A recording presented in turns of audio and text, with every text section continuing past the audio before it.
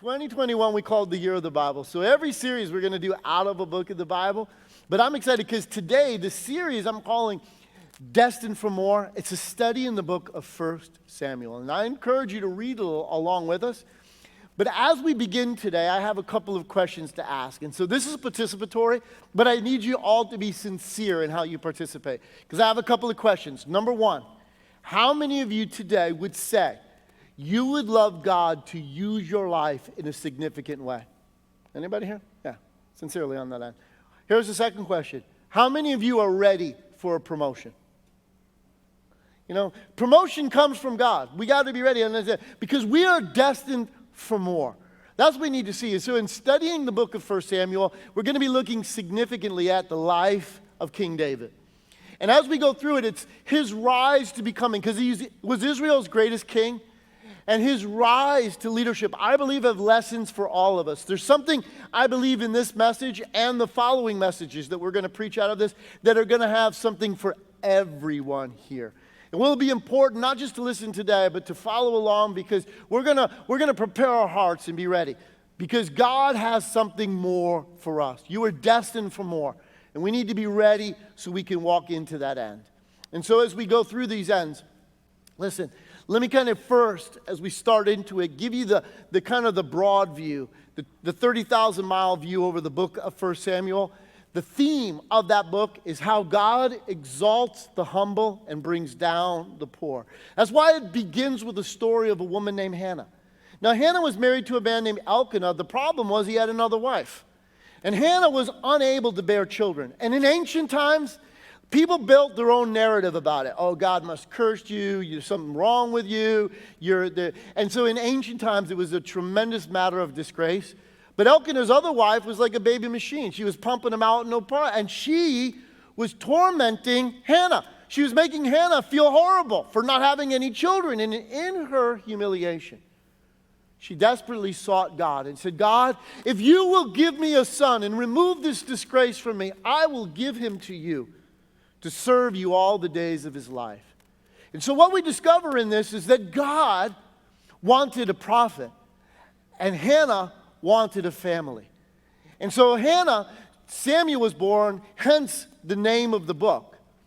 And she gave him to God. God got his prophet, and what? God gave Hannah her family. If you don't read carefully, you won't realize that she had 5 other children beyond Samuel. God gave her everything her heart ever wanted. And she was the mother to the first prophet who led the nation of Israel. Because the story intertwines. A man named Eli was the high priest over the nation at the time, and he was corrupt. He had taken advantage of the people, and he had 2 wicked sons who he didn't control in any form. And God brings down Eli, raises up Samuel, and Samuel becomes the leader of the nation for all of his adult life. But as he's growing older, his sons are corrupt, so the people of Israel come and say, hey, listen, we want a king.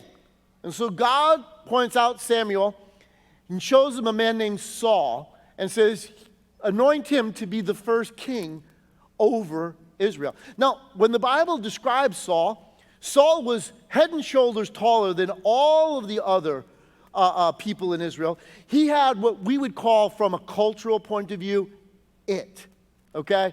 He had all of the things that we think, tall, dark, handsome, all the giftings, all the abilities.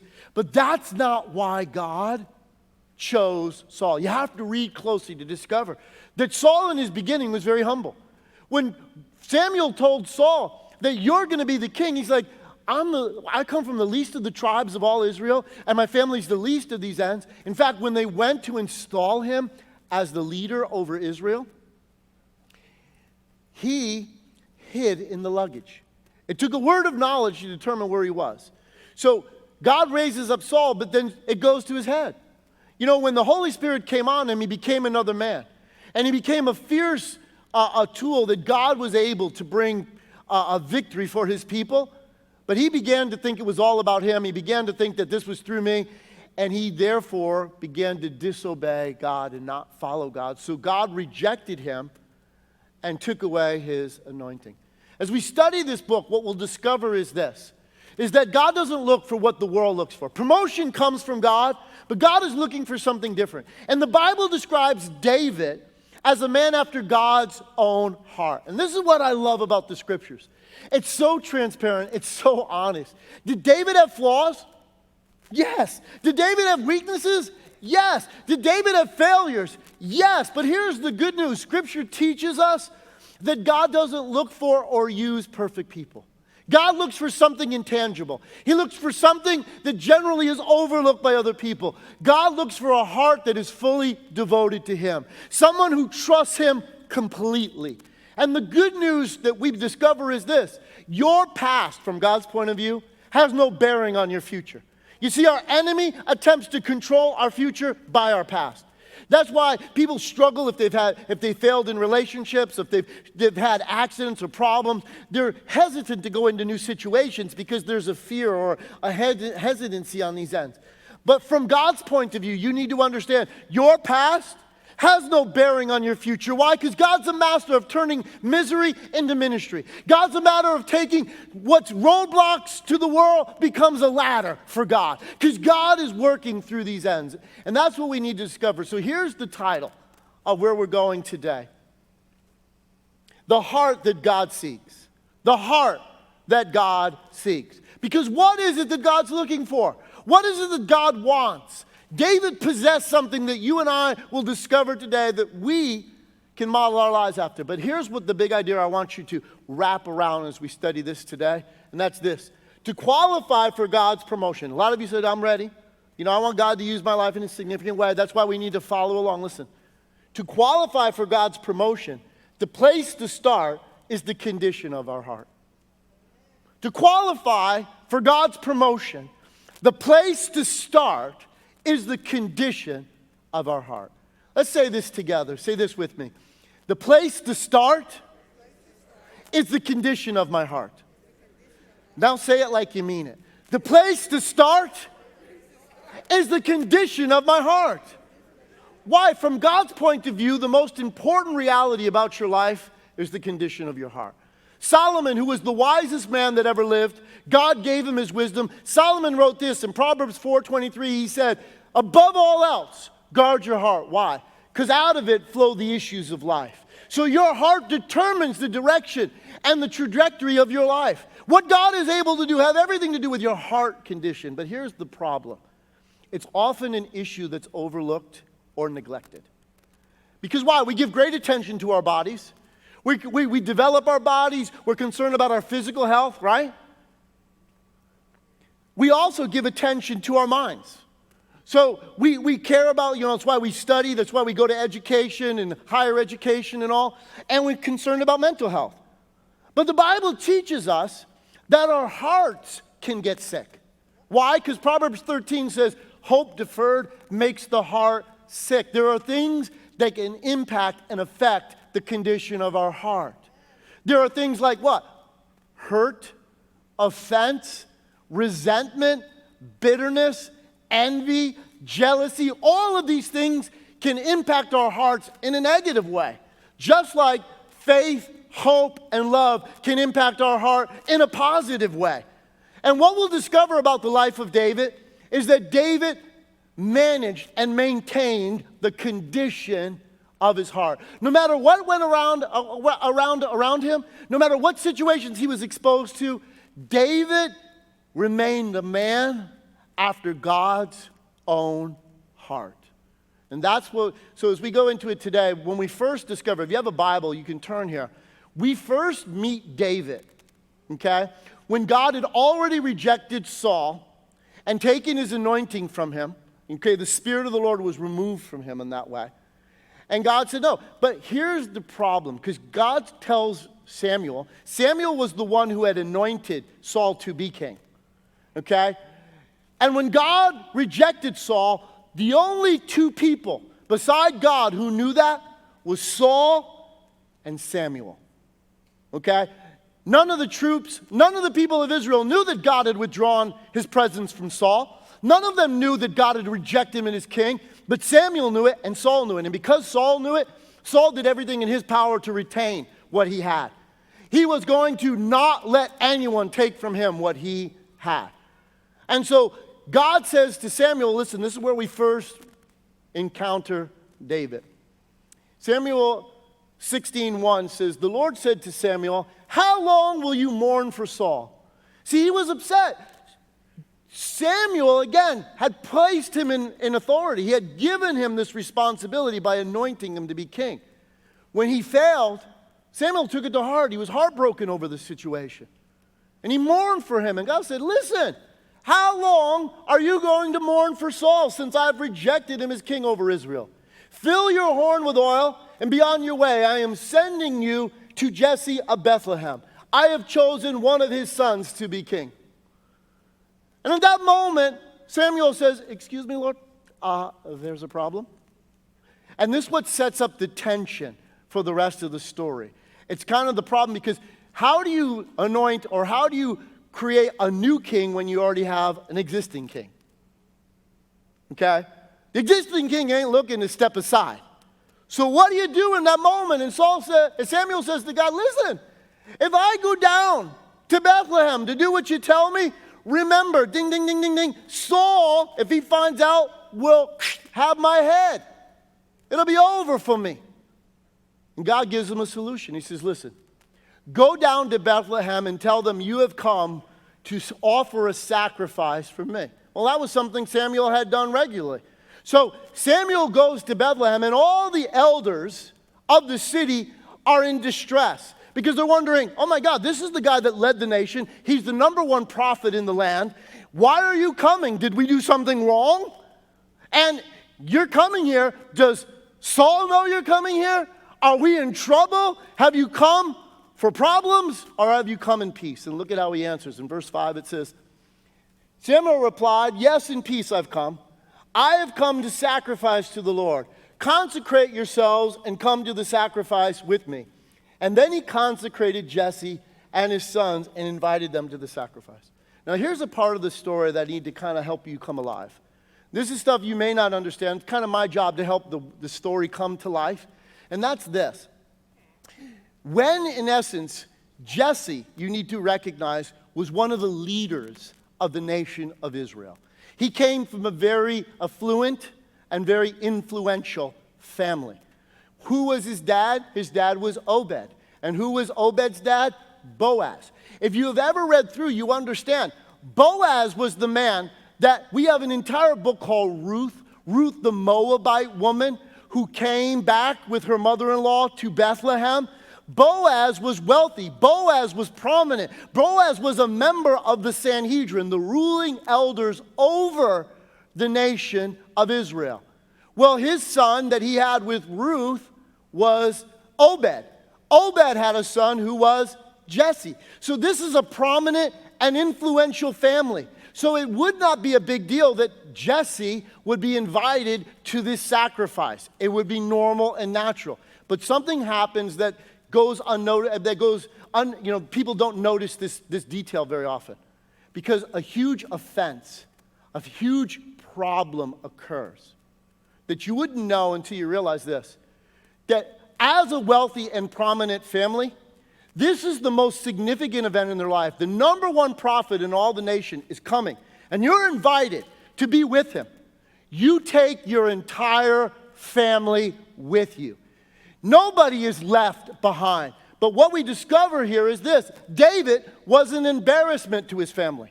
David was abused by his family. Because when you read the writings of David, Psalm 69 says this.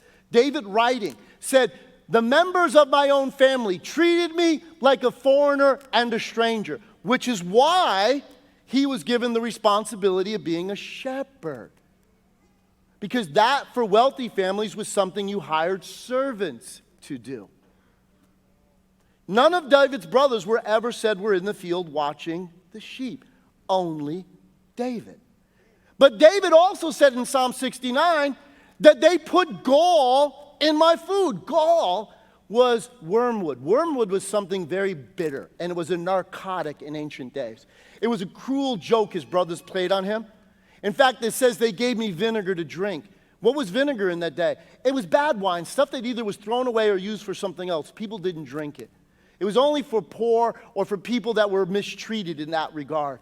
But here, David, that's how his family. We get a little insight to it because in one of David's most significant points, When he comes to the battle line when Israel was at war, and David comes to bring supplies to his brothers, and he's overheard talking, his brother Eliab, his oldest brother, says to him, he reams him out in front of all the people, makes fun of him and said, oh, have you left those poor little bitty sheep that you...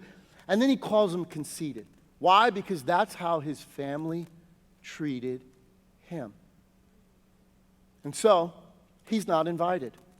But you see, the important thing is David never allowed any of those things to infect his heart. Here's my question for all of you. Has someone hurt you?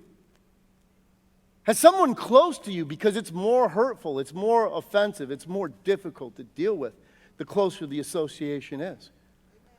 You see, what's the condition of your heart? Now, most of us, we go to the head. Oh, I'm good, I'm all fine, I'm right. No. I want to ask you, what's the condition of your heart?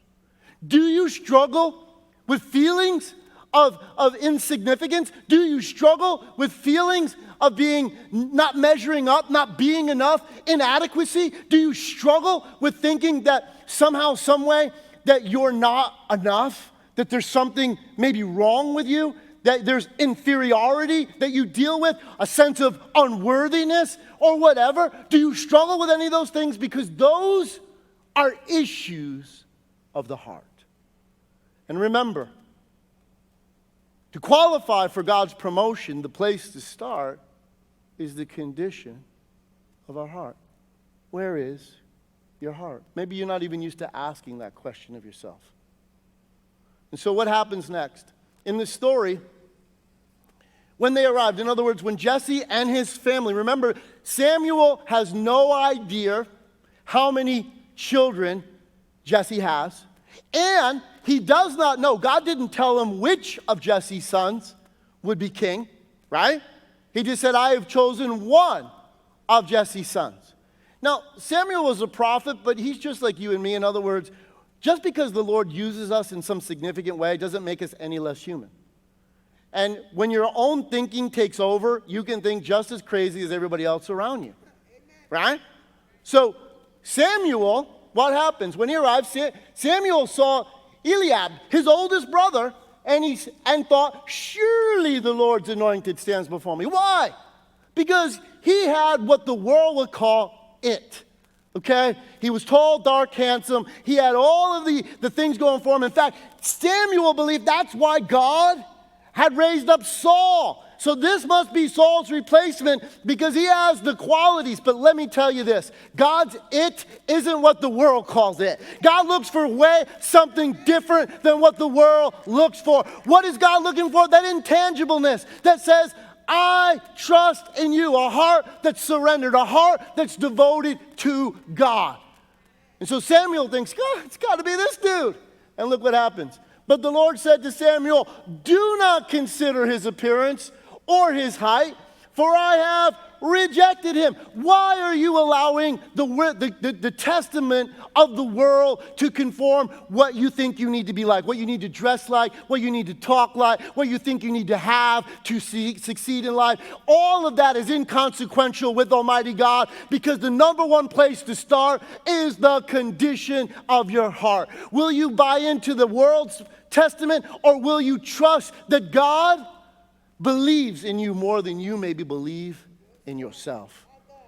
And so in essence, God says to him, don't look at all of that stuff. That's what everybody else is trying to assess it by. Don't buy into that. Listen to me. How many of you here, you've been raised in some way and you think there's something wrong with me? I'm going to tell you what, that's a pure lie. The enemy is attempted to control your future by your past. You need to recognize with Almighty God, no matter where you've been and what you've been encountered with, what you believe is your choice. What you embrace. See, Jesus said if you embrace the truth will set you free. And there's a lot of you in this room, you need to be set free from a bad past. Because your past is no indicator of what God can and will do in your life. The issue is, will you trust in God? And so what? Is that God doesn't look at all that stuff.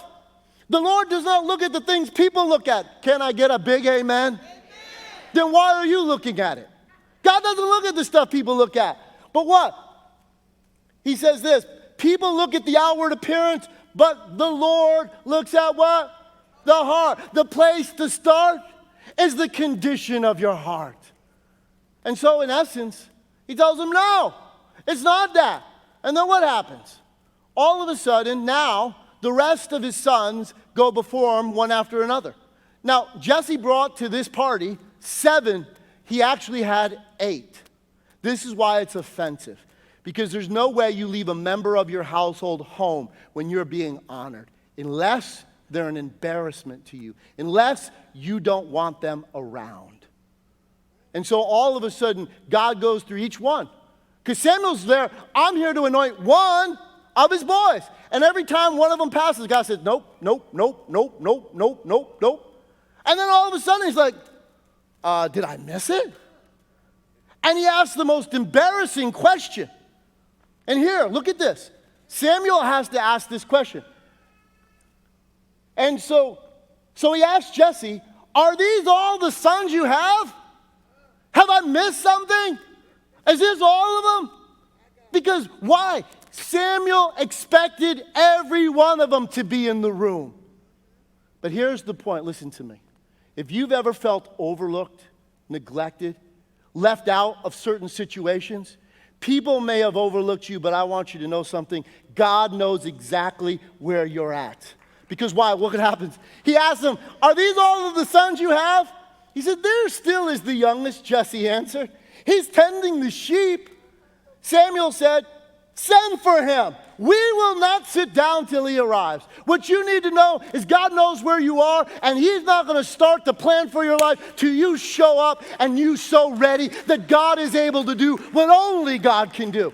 See, when other people forget you, when other people neglect you, when other people forget about you, God will never forget about you. God knows where you are. That's what you have to trust in. And so what happens? He said, we ain't starting the party until he shows up. So what happens next? So he sent for him, and had him brought in. And he was glowing with health and had a fine appearance and handsome features. And the Lord said, arise and anoint him. This is the one. Ding, ding, ding, ding, ding. What nobody else wanted to think was worthy, I've chosen him. And so what happens this? So Samuel took the horn of oil and anointed him. And I love this next part. Watch this. Where? In the presence of who? His brothers. The ones that mistreated him. The ones that neglected him.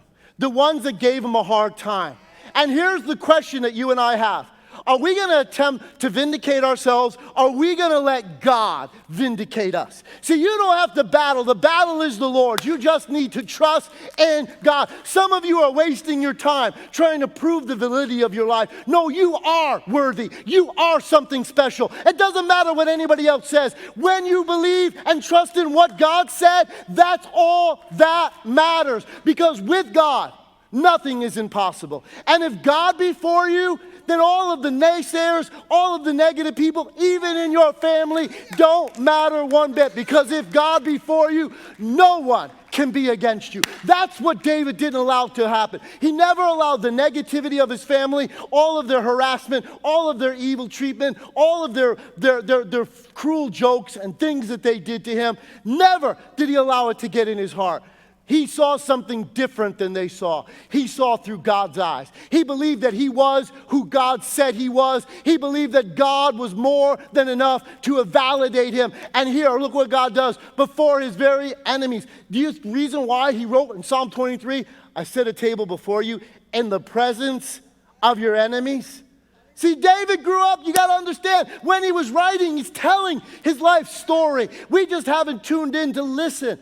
Because listen, right in front of his brothers in the presence, from that day on, the Spirit of the Lord came powerfully upon David, and Samuel went to Ramah. So now, he's told this is going to be the next king, and what happens next? Samuel leaves, and things go back to normal. Where does David go? To the fields, back to watch the sheep. One of the most important things to watch your heart for, waiting is a test of the heart. Will I have to push myself, or will I let God? Because you have to recognize, whatever God begins, he's full well able to complete. That's what Abraham believed. That whatever God had promised, he was fully able to perform. God had spoken that he would be the next king. Would David attempt to assert himself, or would he let God do what only God can do? This is God's job. God's the one that called me. God's the one that said it. God will fulfill it. That's a trust. Faith and patience work together to make our future reality. And so David goes back to the fields, and the next chapter of his life tell his story. He never allowed any of this because he went back and did faithfully. That's the thing about David. David was loyal and faithful to whatever he was given the responsibility to do. Okay? And so now Saul is being tormented by an evil spirit. So they come up with this idea, hey, let's get a skillful musician to come, play for you, and you might get relief from all of this. So what happens next? This is the plan that's hatched. They say, let the Lord command his servants here to search for someone who can play the lyre. And he will, no, when he says lyre, it's not talking about, telling fibs. No, it's an instrument. He said, he will play, and when the evil spirit from God comes on you, you will feel better. So Saul says this. So Saul said to his attendants, find someone who plays well and bring him to me. Now notice this, David's reputation preceded him. See, if you're sitting around waiting for your big day to come, you've missed it by a country mile. So you need to be faithful right where you are. Don't despise the day of small beginnings. The reality is everything you do before God. And therefore, when you give everything, when you are faithful to the things you've been given to do, then God will make you. See, if you're faithful with little, God will make you ruler over much. If you're sitting around waiting for your day to come, your day may never come. Because until you can be faithful to do when nobody else, because what David allows to happen is character is formed. How? I say this, one of the definitions I give of character. Character is who you are when nobody's looking. See, it's not about when people are watching you and what you're like. No, when nobody's watching you, it's the realization God always sees you. And when you're faithful, when you're loyal, when you're committed, when nobody else seems to care, God himself cares. And those are the things that set us up for promotion. Because God doesn't, nothing goes beyond the eyes of the Lord our God. He said, so here it is. Did David even meet this guy? Probably never. But he heard about him. He said he plays well, and he's a brave man and a warrior.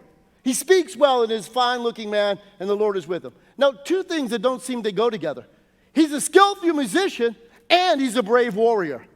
See, David was faithful with all the gifts that he was given because he wasn't going to let culture shape him. There's a lot of guys that they have extra gifts, but you see, David didn't think by being a good musician, by giving himself to poetry, that he was going to be any less a man. You have to realize that your definition of manhood isn't what the world says it is. You have to follow what God says. Whether it's ladies, whether it's guys, be who God called you to be. Be faithful with whatever God has invested and entrusted in you. David was a phenomenal poet. He was a musician, but he was also a mighty warrior. And his reputation went before him. So what? They call him in. And guess what? He's probably thinking in his mind, this is it. This is my day. Now, the king is going to mentor me. He's probably going to disciple me, get me ready to be the next king. This is my time. But what? He's called there to do what? To play his instrument, right? He probably didn't even meet Saul. In fact, we get indications later from the story that Saul didn't know who he was. Okay? When he asked the question, whose kid is this? Go and tell him he's going to be in my army. No, he was called in to play his instrument for the king. In the king's chamber, there's probably a shield between where the king slept and where the musician played. He played, and he did his job so well that the evil spirit left Saul. Saul got better. David was faithful to do what he was asked to do when he was asked to do it. He didn't push for more. He didn't do more. He did what he was asked to do. And he did it so well, Saul got better and what? Went back to war. And then what? David's brothers follow Saul to war. And where does David go? Back to the fields. Back to what he was originally doing before. But you see, David was loyal. He never allowed any of that. He never allowed resentment, never allowed bitterness or any of those things to infect him. And so he went back and was faithful in those ends. And then one day his dad says to him, David, listen, come in from the fields. I need you to go to where the war is going on. I want news of my boys. I want to know how my kids are doing. And so he whips out $100. He says, listen, I want you to go down to McDonald's. I want you to buy some Big Macs, some extra large fries, some milkshakes. Take them to your brothers on the lines and supply them what they need. And so David's faithful, saddles his donkey, goes, gets all the supplies, heads over, and shows up. And at this point, the Israelites were on one side of a valley on that point, and the Philistines were on another side, and this valley's in between. David arrives, gives the supplies to the man in charge of the supplies, goes over to check on his brothers, and in that moment, something happens. What happens? This. And as he was talking with them, his brothers, Goliath, the Philistine champion from Gath, stepped out from his lines and shouted his usual defiance. And notice this next part, which is so key. And David heard it. Now, did David hear something different than everybody else? No, David heard what everyone heard, right? But David didn't respond by everybody else. See, Goliath, if you read the story, twice a day, because what the Philistines were scared of was Saul.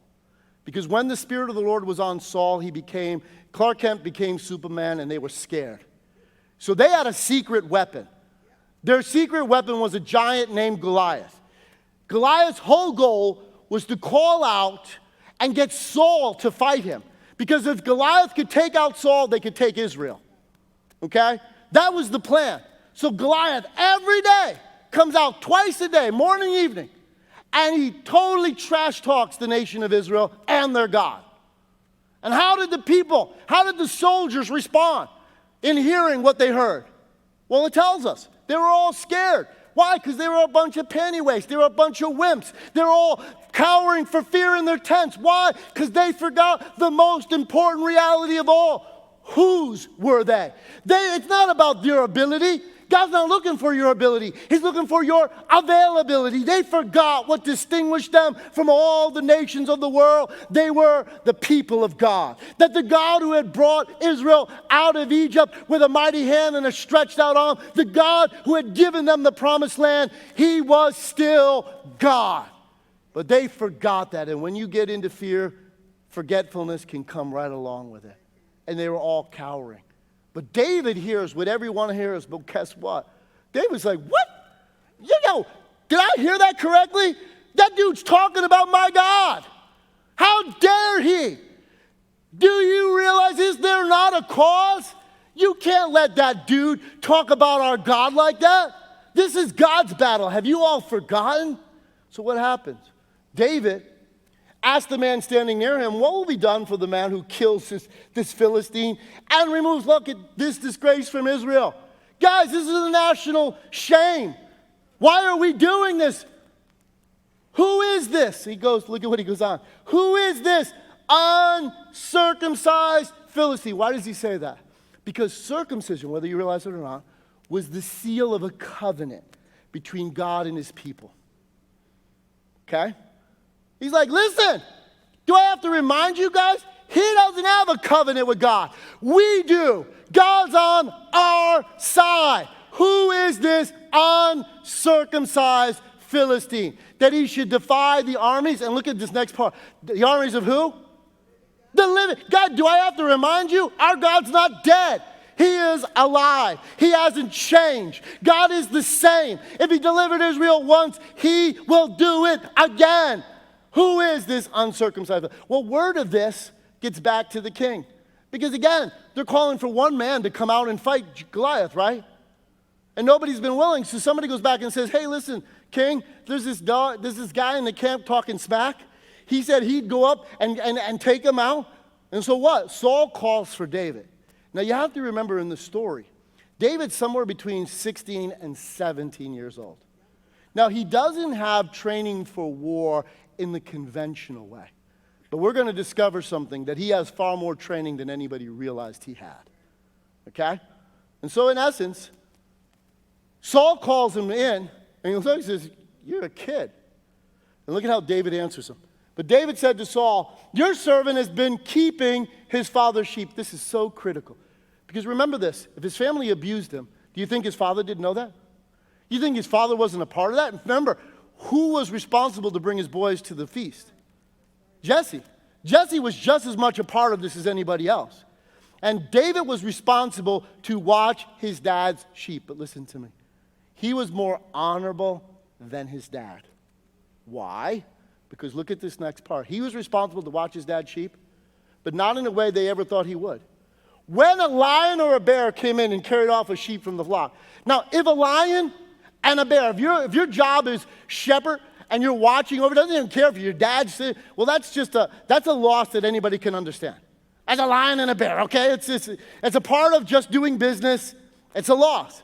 David said, no. My job, I'm faithful. I will put my life at risk to take care of what's not even mine and not even a part of my inheritance. Because this will go to my brothers, this won't go to me. But it doesn't mean it's any less important. Why? Because I serve God.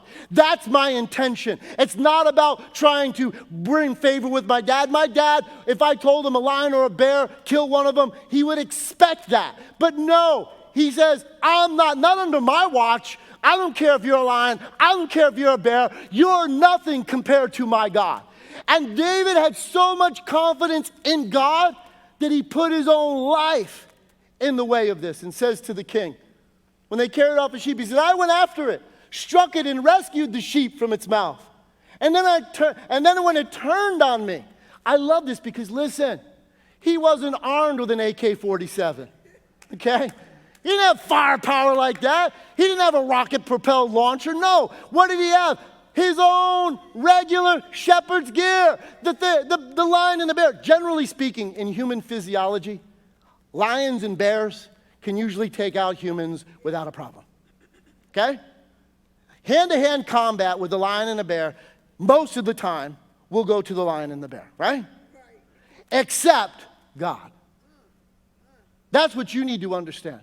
Except God. Because he said, what?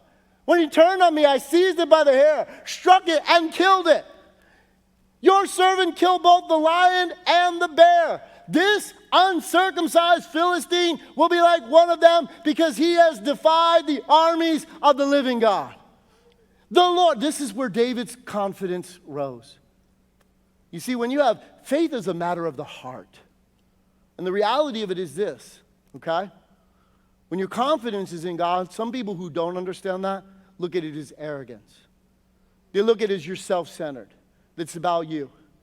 And there's people who put on a good game. They talk a good game. I tell people sometimes, because I know where they're at, I'm like, your mouth's writing checks that you're not ready to cash.